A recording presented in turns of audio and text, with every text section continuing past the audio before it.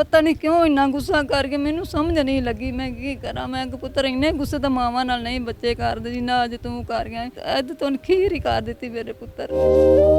मां ने बेटे को वीडियो गेम खेलने और टिकटॉक बनाने के लिए मोबाइल न दिया तो बेटे ने खुद को फंदा लगाकर जिंदगी का खात्मा कर लिया। मुकम्मल तफसीलात जानिए इस वीडियो में। असलम साहब ये बताइएगा क्या हुआ था, ये क्या वाक़या है, क्यों अयान ने ऐसा किया? ये मेरा बेटा स्कूल से 11 बजे आया घर पर, तो उसने आन के घर से ना वालदा अपनी को कहा जी मुझे मोबाइल दे दे। तो वालदा ने कहा बेटा अभी तुम पढ़ते हो, तुम्हारा तवज्जो कम होती है, तो तुम्हारी पढ़ाई पे बहुत असर पड़ता है, तो इसलिए बेहतर है बेटा अभी तुम मोबाइल ना लो, अभी नहीं मैं तुम्हें दे सकती मोबाइल, तो मैं तुम्हें ईद वाले दिन मोबाइल दूंगी, तुम सारा दिन चलाना। तो अयान से गुस्से से माँ से झगड़ा किया और माँ ने उसे ज़्यादा डांट दिया थोड़ा सा, तो वो गुस्से से बाहर निकल गया। तो हम भी बाहर फिर चले गए, बाहर की दीवार फैला के फिर अयान अंदर आ गया। उसने अपने आप अपना ये फांसी वाले फंदे का इंतज़ाम किया और अपनी जान ले बैठा। तो जब ये सारा वाक़या पेश आया, जब उसने फंदा लिया, तो आप किधर थे? आप घर पे थे या कहीं काम पे गए थे? क्या काम करते हैं आप? सर मैं मेहनत मजदूरी करता हूँ, मैं अपने काम पे था। मेरा बड़ा बेटा है 24-25 साल उसकी एज है, वो भी अपने काम पे था। घर में मेरी बेटी और मेरी वाइफ दोनों थी। तो आपको सबसे पहले किसने इतला दी कि अयान ने इस तरह कर लिया है, खुद ज़िंदगी का खात्मा कर लिया है? मेरी बेटी ने मुझे फ़ोन किया, तो फ़ोन में रोने की आवाज़ें आ रही थी मुझे। उसने कहा पापा जल्दी घर पर आए, अयान की नब्ज़ नहीं चल रही। उसको जल्दबाजी में कोई समझ नहीं आ रही थी, वो मुझे बता नहीं सकती थी कि हुआ क्या है, बस वो यही बार बार कहती जा रही अयान की नब्ज़ नहीं चलती भी आप जल्दी घर आ जाएँ, आप जल्दी घर आ जाएँ। तो मैंने फिर अपने बेटे को भी फ़ोन किया, मैं कहा बेटा तुम रेवंड के नज़दीक हो, तुम जल्दी पहुँचो, मुझे आने में थोड़ा सा वक्त लग सकता है, मैं भी घर पहुँचता। अयान को कोई मसला बन गया है। जब मैंने घर आया तो चारपाई पे अयान को लिटाया हुआ था, अयान की डेथ हो चुकी थी। माजी क्या नाम है आपका? रुबीना बीबी।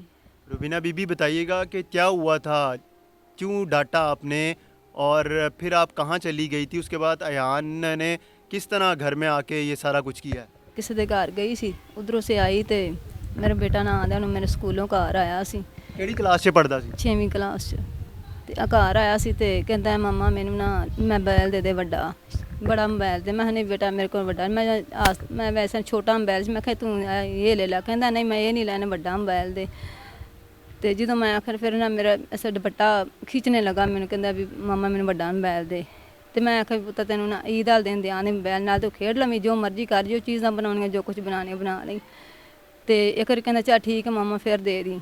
ਤੇ ਇੱਕ ਮੁਤਮਿਨ ਹੋ ਗਿਆ, ਤੇ ਫਿਰ ਕਹਿੰਦਾ ਮੈਂ ਨਹੀਂ ਮੰਮਾ, ਫਿਰ ਜ਼ਿੱਦ ਪੈ ਗਿਆ, ਕੀਤੀ ਜਾਂਦਾ ਮੰਮਾ ਮੈਨੂੰ ਮੋਬਾਈਲ ਦੇ ਤੇ ਮੰਮਾ ਮੈਨੂੰ ਮੋਬਾਈਲ। ਫਿਰ ਅਸੀਂ ਬਾਹਰ ਆ ਗਏ ਇੱਥੇ ਪੌਦਿਆਂ ਕੋਲ, ਫਿਰ ਮੇਰੇ ਬੱਟਾ ਖਿੱਚ ਰਿਹਾ, ਮੈਂ ਮੰਮਾ ਦੇ ਦੇ ਮੋਬਾਈਲ। ਮੈਂ ਆਖਿਆ ਤੇਰੇ ਪਾਪਾ ਨੇ ਕਿਹਾ ਸੀ ਵੀ ਨਹੀਂ ਮੋਬਾਈਲ ਦੇਣਾ, ਤੁਸੀਂ ਸਾਰੇ ਭੈਣਾਂ ਭਰਾ ਜੇ ਮੋਬਾਈਲ ਦੇ ਦੇਣ ਤਾਂ ਸਾਰੇ ਲੜਦੇ, ਇੱਕ ਕਹਿੰਦਾ ਮੈਂ ਦੇਖਣਾ, ਦੂਜਾ ਕਹਿੰਦਾ ਮੈਂ ਦੇਖਣਾ, ਤੁਸੀਂ ਤਿੰਨੇ ਭੈਣ ਭਰਾ ਲੜਨ ਲੱਗ ਪੈਂਦੇ ਹੋ, ਲੜਾਈ ਕਰਦੇ ਹੋ। ਕਹਿੰਦਾ ਮੰਮਾ ਮੈਨੂੰ ਨਾ ਚਿੱਟਾ ਸੂਟ ਬਣਾ ਦੇ, ਨਾਲ ਚੱਪਲ ਜੁੱਤੀ ਲੈ ਦੇ, ਨਾਲ ਮੈਨੂੰ ਟੱਚ ਘੜੀ ਲੈ ਦੇ। ਤੇ ਮੈਂ ਆਖਿਆ ਪੁੱਤਰੀ ਤੇ ਤੈਨੂੰ ਤੇਰੇ ਪਾਪਾ ਨਾਲ ਪੈਸੇ ਦੇ ਦਾਂਗਾ ਨਾ, ਤੇ ਫਿਰ ਤੈਨੂੰ ਮੈਂ ਬਣਾ ਦਿਆਂਗੀ, ਸੂਟ ਵੀ ਲਿਆ ਦੇ, ਸਭ ਕੁਝ ਜੋ ਕੁਝ ਕਹਿੰਦਾ ਤੇਰੀ ਖਵਾਇਸ਼ ਪੂਰੀ ਕਰਾਂਗੀ। ਤੇ ਆਂਦਾ ਅੱਛਾ। ਤੇ ਫਿਰ ਨਾ ਅਸੀਂ ਬਾਹਰ ਚਲੇ ਗਏ। ਫਿਰ ਵੀ ਉੱਥੇ ਮੇਰੇ ਬੇਟਾ ਖੀਚ ਕੇ ਲੱਗਾ, ਨਹੀਂ ਮੰਮਾ ਮੈਨੂੰ ਮੋਬਾਈਲ ਦੇ ਦੇ, ਮੰਮਾ ਮੈਨੂੰ ਮੋਬਾਈਲ ਦੇ। ਮੈਂ ਵੈਸੇ ਨਾ ਮੈਂ ਮਤਲਬ ਜਮਤੈਸ਼ 'ਚ ਆ ਕੇ ਨਾ ਤੇ ਮੈਂ ਸਿਰਫ ਉਹਨੂੰ ਮਾਵਾਂ ਅੱਗੇ ਵੀ ਤਾਂ ਬੱਚਿਆਂ ਡਾਂਟ ਹੀ ਲੈਂਦੀਆਂ, ਮੈਂ ਇੱਕ ਚਾਂਡੀ ਮਾਰੀ ਬਸ ਬੱਚੇ ਦੇ। ਤੇ ਇਹਨੇ ਗੁੱਸੇ ਨਾਲ ਨਾ ਇੱਧਰ ਸਾਹਮਣੀ ਗਲੀ ਮੈਂ ਚਲਾ ਗਿਆ। ਤੇ ਉਤੋਂ ਫਿਰ ਥੋੜਾ ਨਾ ਮੈਂ ਅੱਗੇ ਇੱਧਰ ਚਲੀ ਗਈ, ਫੁੱਫੋ ਦਾ ਘਰ ਹੈਗਾ ਤੇ ਅਸੀਂ ਉੱਧਰ ਜਾਣਾ ਸੀ, ਮੈਂ ਤੇ ਮੇਰੀ ਬੇਟੀ ਨੇ ਦੋਵਾਂ ਨੇ। ਕੰਮ ਸੀ ਸਿਰਫ 20-25 ਮਿੰਟ ਸਿਰਫ ਅਸੀਂ ਉਹਨਾਂ ਦੇ ਘਰ ਗਏ ਹਾਂ, ਉਵੇਂ ਅਸੀਂ ਵਾਪਸੀ ਆ ਗਏ। ਤੇ ਮੈਂ ਫਿਰ ਬਾਹਰ ਨਾ ਬਾਰ ਨਾ ਪਿੱਛੇ ਨੂੰ ਦੇਖਣੀ ਆ, ਮੈਂ ਨਹੀਂ ਜਾਣ ਇੱਧਰ ਸੇ ਜਾ ਰਿਹਾ ਹੈ ਇੱਧਰ ਨੂੰ। ਫਿਰ ਮੈਨੂੰ ਪਿੱਛੋਂ ਕੰਡ ਦੇਖ ਰਹੀ ਹਾਂ, ਉਵੇਂ ਵਰਦੀ ਪਈ ਹੈ, ਜੇ ਵਰਦੀ ਵੀ ਨਹੀਂ ਲਾਈ ਹੈਗੀ, ਤੇ ਕੰਡ ਮੈਂ ਦੇਖੀ ਜਾਣੀ। ਇੱਕ ਮੇਰਾ ਦਿਲ ਵੀ ਕਰਦਾ ਮੈਂ ਨਹੀਂ ਮੈਨੂੰ ਪਿੱਛੋਂ ਜਾਣੀ, ਤੈਨੂੰ ਮੈਂ ਖਿੱਚ ਕੇ ਘਰ ਲੈ ਆਣੀ, ਪੁੱਤ ਤੂੰ ਕਿੱਧਰ ਚੱਲਣਾ, ਤੂੰ ਘਰ ਆ ਜਾ, ਤੇ ਕਿਉਂ ਉਧਰ ਜਾ ਰਿਹਾ ਨਾ। ਅਸੀਂ ਤਾਂ ਬਹੁਤਾ ਗੁੱਸਾ ਕਰੇ ਤਾਂ ਉਹਨਾਂ ਪਿਆਰ ਮੁਹੱਬਤ ਨਾਲ ਉਹਨੂੰ ਘਰ ਲੈ ਆਵਾਂ ਦੀ, ਪਰ ਉਹ ਨਾ ਨਹੀਂ ਮੰਨਿਆ। ਮੈਂ ਨਾ ਫਿਰ ਵੀ ਨਾ ਜਿਵੇਂ ਬੰਦੇ ਨਾ ਵੀ ਇੱਕ ਐਸਾ ਕੁਛ ਚੀਜ਼ ਨੇ ਮੈਨੂੰ ਆਪਦੇ ਬੱਚੇ ਦੇ ਪਿੱਛੇ ਜਾਣ ਹੀ ਨਹੀਂ ਦਿੱਤਾ।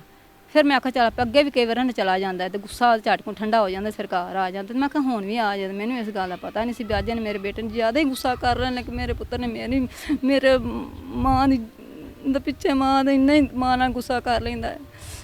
ਮੈਂ ਬੜੀ ਪਰੇਸ਼ਾਨ ਹੋਈ। ਜੇ ਮੈਂ ਆਈ ਵੀ 5 ਮਿੰਟਾਂ ਬਾਅਦ ਤੇ ਮੇਰਾ ਬੱਚਾ ਖੁਰਲਾ ਜਾਂਦਾ, ਮੈਂ ਦੇਰ ਕੇ ਮੰਮਾ ਫੁੱਫੋ ਘਰ ਵੜ ਗਈ ਏ, ਉਹਨੇ ਇੰਝ ਪੁਆਲੀ ਲਈ ਤੇ ਉਹ ਉੱਤੋਂ ਦੀ ਚੜ੍ਹ ਕੇ ਨਾ ਦੀਵਾਰ ਥਾਣੀ ਤੇ ਅੰਦਰ ਆ ਗਿਆ। ਅੰਦਰ ਵੜਿਆ ਉਹਦੇ ਕੋਲ ਰੱਸੀ ਲੱਭੀ ਏ, ਰੱਸੀਆਂ ਦੇ 4 ਮਲਾਮੇ ਪਾ ਕੇ ਤੇ ਉਹਨੂੰ ਨਾ ਜਿਹੜਾ ਹੈਗਾ ਏ ਉਹ ਇੱਥੇ ਨਾ ਆਪਾਂ ਵਾਂ ਤਾਂ ਮੈਂ 4-5 ਦਿਨਾਂ ਦਾ ਨਾ ਉਹਨੂੰ ਰੱਖਿਆ ਸੀ ਅੱਗੇ ਹੀ, ਤੇ ਉਹਨੇ ਰੱਸੀ ਪਾਈ ਏ, ਤੇ ਮੈਂ ਆਖਾਂ ਦਾ ਤੇਰੇ ਨਾਲ ਮਾਮਾ ਮੈਂ ਨਾ ਜਰਨ ਤੇਰਾ ਤਾਂ ਇਲਾਜ ਕਰਨਾ, ਤੇ ਮੈਂ ਨਹੀਂ ਬੇਟਾ ਤੂੰ ਮੇਰਾ ਇਲਾਜ ਕੀ ਕਰਨਾ, ਤੂੰ ਮੇਰਾ ਇਲਾਜ ਕਰਨਾ ਤੇ ਹੁਣੇ ਹੀ ਕਰ ਲਾ, ਕਿਤੋਂ ਕੋ ਇਲਾਜ ਕਰਨਾ ਏ, ਕਹਿੰਦਾ ਤੈਨੂੰ ਮੈਂ ਦੱਸਾਂ ਦਾ ਇਹ, ਤੇ ਇੰਨੀ ਗੱਲ ਕਰਕੇ ਨਾ ਤੇ ਚਲਾ ਗਿਆ। ਤੇ ਮੈਂ ਇਹਦੀ ਫੁੱਫੋ ਘਰ ਚਲੀ ਗਈ ਆਈ ਆ ਤੇ ਵੇਖਿਆ ਤੇ ਦਰਵਾਜ਼ਾ ਬਾਹਰ ਖੜਕਾਈ ਗਈ ਤੇ ਕੋਈ ਅੱਗੋਂ ਕੁੰਡੀ ਕੋ ਬੋਲਦਾ ਹੀ ਕੋਣੀ, ਕੁੰਡੀ ਲਾਉਂਦਾ ਹੀ ਕੋਣੀ, ਤਾਂ ਆਖਾਂ ਬੜੀ ਪਰੇਸ਼ਾਨ, ਆਖਾਂ ਕੀ ਕਰਾਂ ਹੁਣ ਕਿੱਧਰੋਂ ਦੀ ਜਾਵਾਂ। ਫਿਰ ਮੈਂ ਮਹੱਲੇਦਾਰਾਂ ਘਰ ਉੱਤੋਂ ਦੇ ਪੌੜੀਆਂ ਥਾਣੀ ਸੀਟੀਆਂ ਥਾਣੀ ਚੜ੍ਹ ਕੇ ਇੱਥੋਂ ਇੰਜ ਕਰਕੇ ਇੰਜ ਛਾਲ ਮਾਰੀ, ਇੱਥੋਂ ਥੱਲੇ ਉਤਰੀਆਂ ਆਪੇ ਹੀ, ਉਤਰ ਕੇ ਤੇ ਵੇਖਿਆ ਤੇ ਜਾਨ ਇੱਥੇ ਉਹ ਜਾਨ ਰੀ ਵਰੀ ਪਾਈ ਤੇ ਲੰਕੀ ਮੇਰੀ ਜਾਨ ਨਿਕਲ ਗਈ ਹੱਥਾਂ ਪਰ। ਮੈਂ ਕਿ ਮੇਰਾ ਪੁੱਤਰ ਮੈਨੂੰ ਛੱਡ ਗਿਆ, ਮੈਂ ਪੁੱਤਰ ਬੜਾ ਰੋਵਾਂ, ਮੈਂ ਕਿ ਮੈਂ ਕੀ ਕਰਾਂ, ਆਖਾਂ ਹੁਣ ਕੀ ਕਰਾਂ, ਚੀਕਾਂ ਕੋਕਾਂ ਮਾਰੀਆਂ, ਰੋਈ, ਮਹੱਲੇਦਾਰ ਵਿਚਾਰੇ ਸਾਰੇ ਇਕੱਠੇ ਹੋ ਗਏ, ਆਨੀਆਂ ਫਿਰ ਕੀ ਕੋਈ ਚੀਜ਼ ਨਹੀਂ ਲੱਭੀ, ਮਾਂ ਸੀ ਬਰਦਾਸ਼ਤ ਨਹੀਂ ਹੋਇਆ, ਛੁਰੀ ਲੱਭੀ, ਫਿਰ ਮੈਂ ਛੁਰੀ ਨਾ ਉਹਦੀ ਮਸਕ ਰੱਸੀ ਕਾਟ ਕੇ ਮੰਜੀ ਦਾ ਉਹਦਾ ਡਾਈ ਆ ਉਹਦੇ ਬੇਟੇ ਨੂੰ ਦਾ 2 ਹੱਥਾਂ 'ਚ ਫੜ ਕੇ ਤੇ ਮੰਜੀ ਤੇ ਲਟਾ ਦਿੱਤਾ ਚਾਰਪਾਈ ਤੇ। ਨਹੀਂ ਤੇ ਜਦੋਂ ਤੁਸੀਂ ਇੱਥੋਂ ਉਤਰੇ ਹੋ ਤੇ ਕਿੱਥੇ ਉਹਦੀ ਇੱਥੇ ਇਹ ਜਗ੍ਹਾ ਹੈਗੀ ਜਿੱਥੇ ਉਹਨੇ ਫੰਦਾ ਲਿੱਤਾ ਸੀ? ਆ ਵੇ ਇੱਥੇ ਬੰਦਾ ਦਿੱਤਾ ਸਾ ਸੋਵਰ ਰੱਸੀ ਬਾਂਹ ਸੀ ਉੱਤੇ ਰੱਖ, ਇੱਥੇ ਹੀ ਲਟਕ ਰਿਹਾ ਸੀ? ਹਾਂਜੀ ਇੱਥੇ ਲੜਕਿਆ ਸੀ। ਹਿੰਮਤ ਮੇਰੀ ਪਵੇ ਕੋ ਨਾ, ਫਿਰ ਮੇਰੀ ਬੇਟੀ ਸੀ ਨਾਲ, ਮੈਂ ਕਿਹਾ ਪੁੱਤਰ ਬੇਟੀ, ਮੈਂ ਕਿਹਾ ਪੁੱਤਰ ਇਧਰ ਆ ਮੇਰੇ ਨਾਲ ਲੱਗ, ਭਾਈ ਨੂੰ ਆਪਾਂ ਮੰਜੀ ਤੇ ਲਟਾਈਏ, ਉਹਨੂੰ ਅਸੀਂ ਮੰਜੀ ਤੇ ਪਾ ਦਿੱਤਾ, ਉਹਨੂੰ ਚੋਂ ਮਹੱਲੇਦਾਰ ਸਾਰੇ ਇਕੱਠੇ ਹੋ ਗਏ। ਮੋਬਾਈਲ ਤੇ ਕੀ ਵੇਖਦਾ ਸੀ, ਕੀ ਉਹਨੂੰ ਸ਼ੌਕ ਸੀ? ਵੀਡੀਓ ਗੇਮ ਖੇਡਦਾ ਸੀ, ਕੋਈ 뮤직 ਸੁਣਦਾ ਸੀ, ਕੋਈ ਟਿਕਟੌਕ ਬਣਾਉਂਦਾ ਸੀ, ਕੀ ਸੀ? ਬੱਚਿਆਂ ਨੂੰ ਗੇਮਾਂ ਦਾ ਸ਼ੌਂਕ ਹੁੰਦਾ, ਜੇ ਗੇਮਾਂ ਸ਼ੌਂਕ ਨਹੀਂ ਜਾਂ ਟਿਕਟ ਕੋ ਬੱਚਿਆਂ ਨੂੰ ਬਣਾ ਲਿਆ, ਉਹਦੇ ਭੈਣਾਂ ਭਰਾਵਾਂ ਨੂੰ, ਆਦੇ ਚਾਚਿਆਂ ਤਾਇਆਂ ਦਾ ਬੇਟਿਆਂ ਨੂੰ ਉਹ ਕੀ ਉਹ ਗੱਲ ਮੈਂ ਟਿਕਟੌਕ ਬਣਾਉਣੇ, ਉਹਨਾਂ ਕੋਲੋਂ ਆਪਦੇ ਤਸਵੀਰਾਂ ਲੈਣੀਆਂ, ਆਪਦੀਆਂ ਤਸਵੀਰਾਂ ਉਹਨਾਂ ਨੂੰ ਦੇਣੀਆਂ, ਬਸ ਇੰਝ ਹੀ ਕਰਦਾ ਹੁੰਦਾ ਸੀ। ਕਿੰਨੇ ਘੰਟੇ ਮੋਬਾਈਲ ਇਸਤੇਮਾਲ ਕਰਦਾ ਸੀ ਰੋਜ਼? ਹੈ ਜਦੋਂ ਤੁਸੀਂ ਮਨਾ ਕੀਤਾ ਕਿ ਯਾਰ ਹੁਣ ਮੈਂ ਅੱਜ ਤੈਨੂੰ ਮੋਬਾਈਲ ਨਹੀਂ ਦੇਣਾ? ਤੇ ਉਹ ਅਸੀਂ ਤਿੰਨ ਭੈਣ ਭਰਾ ਸੀ, ਉਹ ਅਸੀਂ ਘੰਟਾ ਕੋ ਮੈਂ ਖੇਡਣਾ, ਦੂਜਾ ਅਸੀਂ ਘੰਟਾ ਕੋ ਮੈਂ, ਤੀਸਰਾ ਭਾਈ ਭੈਣ ਕਹਿੰਦੀ ਸੀ, ਆਪੀ ਕਹਿੰਦੀ ਸੀ ਮੈਂ ਘੰਟਾ ਤੇ ਇੱਕ ਅਸੀਂ ਵੀ ਜਿੰਨਾ ਮੋਬਾਈਲ ਚਾਰਜ ਕੀਤਾ ਨੇ ਇਹ ਸਾਰੀ ਚਾਰਜ ਮੈਂ ਵੇਖ ਲਵਾਂ ਖਤਮ ਕਰਕੇ ਤੇ ਫਿਰ ਮੈਂ ਦੂਸਰੇ ਨੂੰ ਦਿਆਂ।